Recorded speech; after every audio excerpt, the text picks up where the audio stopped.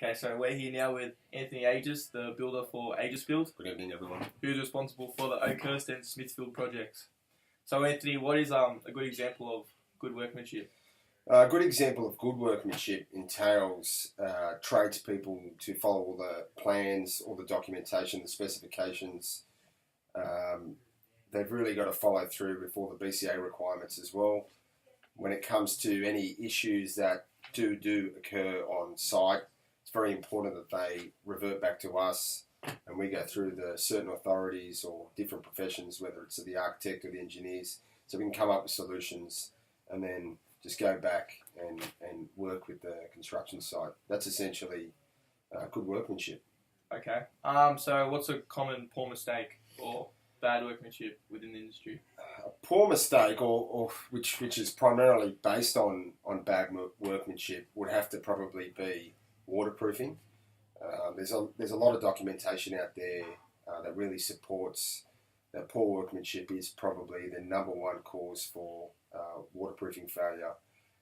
That can be caused whether you're using a non-compliant product, lack of education, using the wrong people. A lot of the contractors obviously employ people that are poorly trained, or they're using inferior products, and they're just not doing things right. They could miss a simple step like priming the product, and you've got problems. Maybe not straight away, but within that period that it is warranted, you could have an issue, and the effects caused by that could be catastrophic. It could be very costly for the owner or the builder. So that's a very good example of poor workmanship. All right, thank you. Cheers.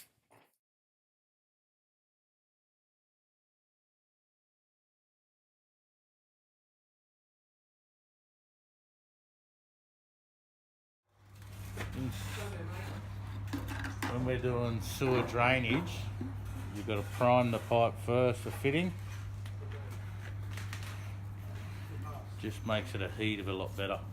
Yep. Alrighty. So we clean it like that. We cut our measurements on what we got, and you've got to clean the pipes as well. So if you want to clean one of these as well, clean like this. We just do that before we paint the glue on. All good. Alrighty.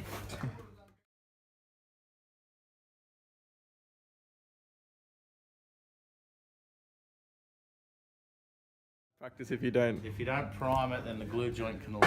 Okay.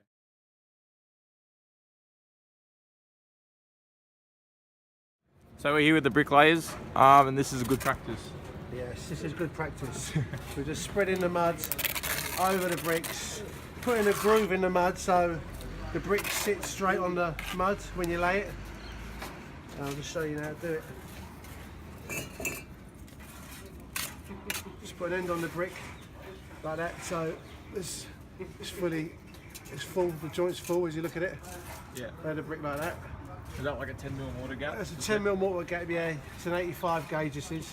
Yeah. So it's just slightly less than 10mm. It's about 9mm, but it works. It varies on the size of the brick. Just join it like that. Full joint. It's got to be a full joint. Squeeze the brick into the brick already laid like so. So push the mud out. And like that. Always lay to the line. That's what the line's there for. Full joint again. Lay it on the bed. Squeeze the brick up. Let the mud squeeze out the joint there. 10mm joint there as well. There's a 10mm perp joint, perpendicular. 10mm. Yeah, just do a better one there, so right. Pull the joint like that. Squeeze it in nice and tight again. So the mud comes out. So it's a full joint all the time. Yeah. You always have a full joint. All right, thanks.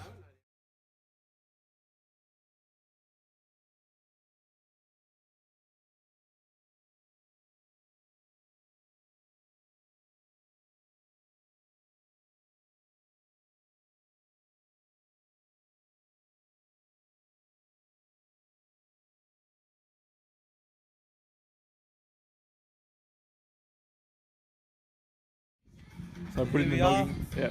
Starting off the noggins, making sure everything's nice and flush. 2 nails spaced out evenly.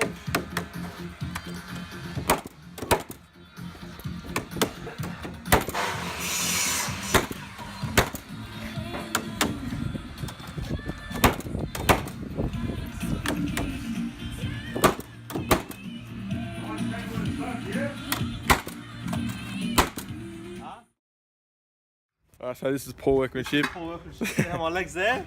Yeah. It can kick back and fucking cut me in the leg.